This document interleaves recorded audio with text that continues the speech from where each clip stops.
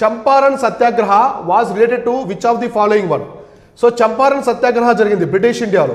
మనకి స్వాతంత్ర సంగ్రామంలో చంపారన్ సత్యాగ్రహ అనేది జరిగింది కదా.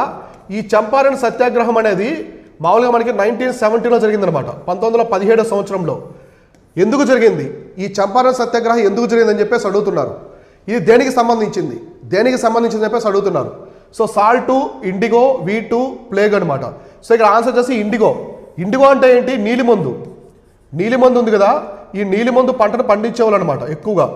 సో దీనికోసం ఈ యొక్క చంపారన్ సత్యాగ్రహం జరిగిందనమాట. ఈ చంపారన్ అనే ప్రాంతం ఎక్కడుందంటే బీహార్. సో ప్రజెంట్ ఉన్నటువంటి బీహార్ రాష్ట్రంలో ఉంది. ఇక్కడ ఏం జరిగిందంటే యూరోపియన్లు అంటే బ్రిటిష్ వాళ్ళు తీన్కతియా సిస్టమ్ తీసుకొచ్చారు. అంటే మొత్తము ఎక్కువ ల్యాండ్లో ఇండిగోని పండించాలి.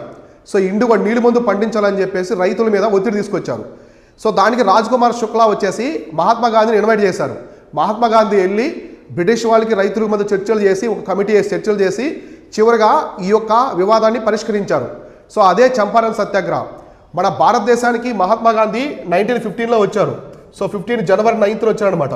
ఆయన రాగానే ఆయన గెలిచినటువంటి మొట్టమొదటి ఒక ఈవెంట్ అనమాట ఇది.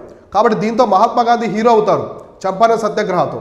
కాబట్టి చంపారన్ సత్యాగ్రహం దేనికి సంబంధించిందంటే నీలిమందుకు సంబంధించింది. ఓకేనా? ఇలాంటివి ఇండియన్ హిస్టరీ పరంగా క్వశ్చన్స్ అనేవి ఎక్కువగా రిపీట్ అవుతూ ఉంటాయి. చాలా కేర్ఫుల్గా చూసుకోండి.